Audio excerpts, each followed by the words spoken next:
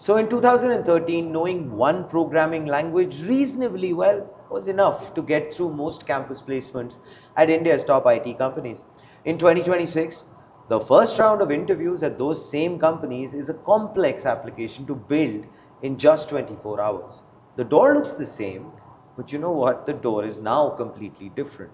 Ajay Rag, who's joining me today on Front Page, is our very own tech journalist at AIM, and he's been tracking this in terms of the shift. What actually does it mean for the millions of engineering graduates India produces every year? And most importantly, are they fully prepared or are they fully aware of these changes which have taken place, and how will it affect their journey ahead? Welcome to Front Page. How are you doing? It's great. I'm doing well. Pleasure to have you with us, Ajay. And the first thing, I actually want to start with this because I think that's most important for us to understand what is the heart of this story. So, like I mentioned, there used to be graduates who used to be hired.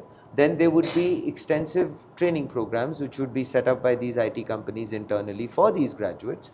Both the sides kind of understood and accepted that kind of bargain, that we'll be trained and then our skill sets would be a lot more curated towards, let's say, the workflows of the organization, etc. Things apparently have changed dramatically now. The IT companies have, in a way, pivoted or are not probably holding that kind of extensive programs essentially, or you'll probably be able to shed more light on that, or maybe their wants and needs or expectations have gone up. But more importantly, have these engineers, these graduates, are they aware of this very significant change which has taken place? Yeah, that's very interesting observation. So if you look at the way the IT firms have been following for a very long time, the idea was that like you pointed out, hiring a large number of people from colleges and then training them for like months. The bench strength is something that actually attract a lot of deals for these kind of IT firms. Correct. But right now, I mean, how the generative AI sort of significantly reshaped the whole strategy of these companies, where the skill sets that were considered very important, like code generation, all these kind of, or handling agentic workflows, these kind of skills have become very basic now, that companies are looking for more skills from people, more interpersonal skills and things like that come into picture. Because I mean, when you look at these companies, they have been following the same pattern, like we pointed out, like hiring a lot of people and all these things. But now all these companies have a different way of looking at it. And when you asked about the awareness of students or academic institutions, it's very concerning, because when I spoke to Soumitra Mishra, who heads the academics at Newton School of Technology, which helps engineering institutions in hiring talent and everything. The idea was that institutions does not have a sense yet, like what kind of talent. So the problem is that the curriculum is not following the industry need at this point, which is very concerning, because lakhs of people who are passing out from school, from colleges, and they won't be getting hired. Like they don't have the enough skill set that is required for the industry right now. Probably not even aware enough, Ajay, to be honest. Yeah. The awareness is also lacking. It's very concerning, because we don't know what to do with this talent coming out of colleges. But you mentioned bench strength, right? Yeah. Which used to be something that big IT companies would pride themselves on. And that would also be something as a model which would attract a lot more new contracts, new work, new business. Right? Yeah. That stuck out at me, because now that is changing. It is established that bench strength, that so-called method, is no longer very relevant, and it is changing, right? So accordingly, is that what is motivating and guiding this entire initiative from big IT companies, where they're saying now, okay, we want a new graduate coming in who needs to be armed with so much more. Is it that, or is it just something else? Yeah, it's exactly that with AI coming into the picture, the AI assisted coding and all these things coming into picture, people have become more talented, like in terms of the skills that they have. So if someone is lacking that, like if someone is not able to get up to the mark, then the whole competition layer increases, like from a backbencher in a IT, from a engineering background school, who's coming to a company and then planning to get their skills, enhance their skills, that is going to happen. Because I think this has become an industry phenomenon, that companies as well as the colleges or the industries, everyone has recognized that okay, this is the new norm where people who are freshers should have some kind of capabilities before coming into the picture. Because the idea initially was that, like let's say a TCS or Infosys, right, they will hire people not even from software background, like who has not even done software engineering. I mean, I have met people who have been hired from mechanical engineering and coming into TCS, Infosys, larger IT firms, and then they get trained. Now companies are saying we don't have the time to do it, and we don't have the headcount, bandwidth to do it. I mean, that has significantly changed, but I think the Indian academic institutions yet to be catched up.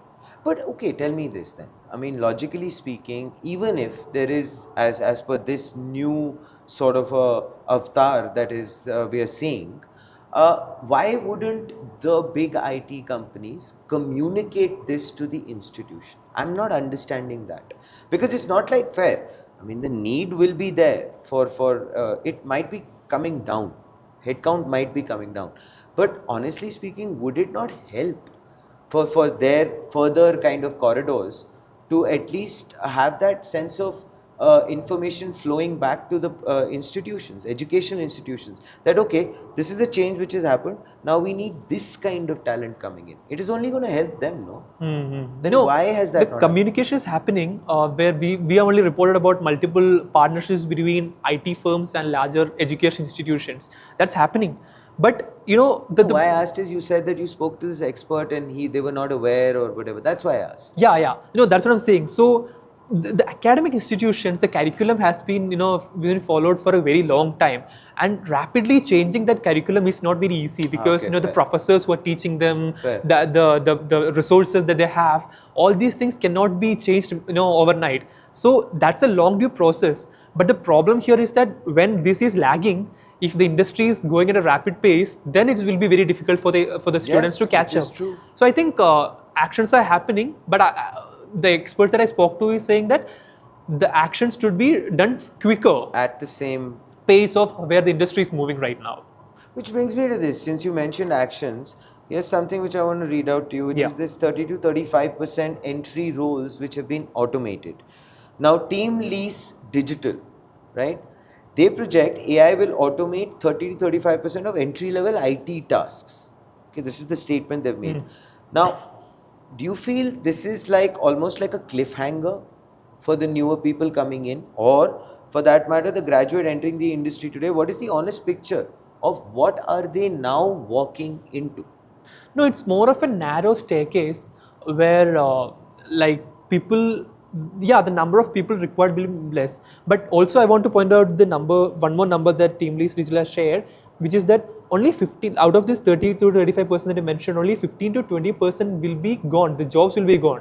Still, we need other 15 to 20% still is required, though the jobs are getting automated. So I think people with better skills, people who can. When you say better skills, Ajay, I mean, you've mentioned you met with a few experts, etc. Yeah. What are the experts saying? When we say better skills, define that. What are they defining it as? Yeah, that's a very interesting observation. So, I mean, the whole concept of, like when you think about an engineer, he's someone who sits at the back end and doing his work and leaving. Sure. I think that concept has significantly changed when we have spoken about forward deployed engineers who works with the clients and everything. So I'll read out some of the skills that the people have been talking about. Yeah. Like people broadly put it in meta skills. Meta skills basically all these problem solving, system thinking, judgment, debugging, communication with clients, what their requirements are. So it's more like engineers are becoming more front end contributors to the overall thing. So I think on top of all these AI asset coding, all these also this manual testing, all these things are gone. So whatever skills the industry requires are these, all these understanding business workflows, all these things will come into picture. And the whole concept of engineer being a back-end guy will be significantly changed. Transformed. Yeah, transformed, yeah. I have very quickly 2 questions, which I would like for us to then now summarize our conversation with. Yeah. First one is this: bench training under pressure, which is from both ends. Now, this I thought was something that jumped out at me. The 6-month bench program honestly was never really so much about just training, right? Because it was, and this is what your article says, it was also about headcount guarantees, as you mentioned. Right? Yeah. Now, in today's scenario of bench the bench strength starts to thin significantly, which I believe is happening, right? Are we looking at a missing mid-career aspect? Do you feel that might happen?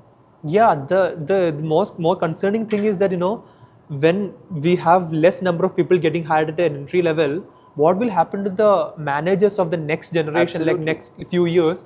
Because, you know, like when they're hiring thousands of people, only a few of the fractions of them will eventually become managers, Absolutely. senior professionals and all. So there will be a significant supply gap, you know, for leadership positions in IT firms. I think that is something the industry is also very cautious about. Like, if they're hiring, and also most of the work is being done by AI, you know, AI assisted coding and all these things.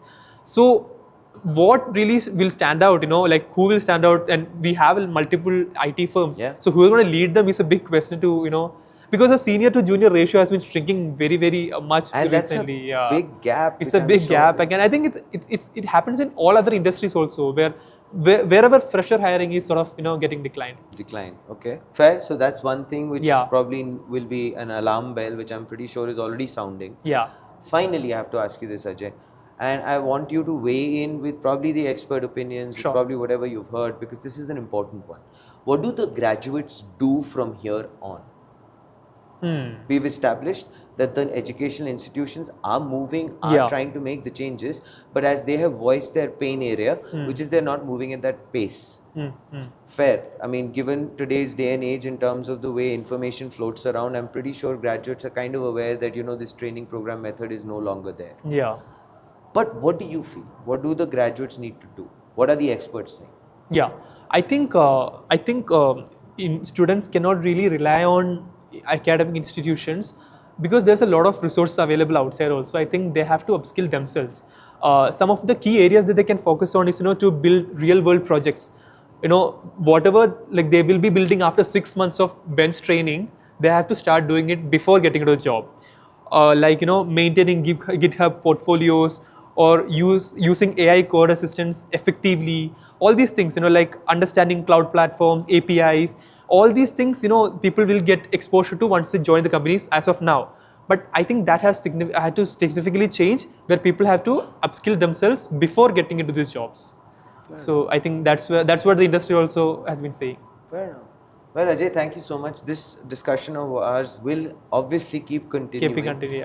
Because there are going to be so many dynamic changes which are constantly going to start taking place. But thank you so much for actually putting out that particular article based on all of your research. Please keep doing the good work, because it brings a lot of awareness, I believe, and impacts a lot of lives who are just starting up their journeys. Thank you so much for being on Front Page.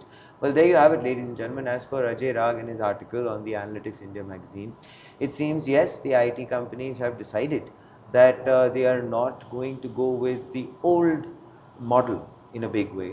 They are expecting the skills of the people joining in to be, well, far more than what they used to be. But I think most importantly, what needs to definitely happen is the fact that there has to be a fabulous bridge which has to be formed between industry and academia. I think that will pave the road ahead with a lot more clarity, and I feel with a lot more a sense of less anxiety. Please do let us know what are your thoughts in the comments below.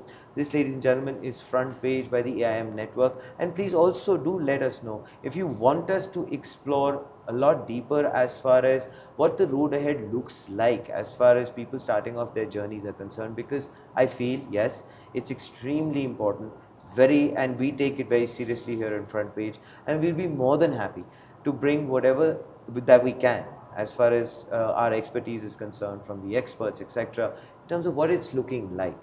So yes, like, share, subscribe, and always remember, think AI, think AI.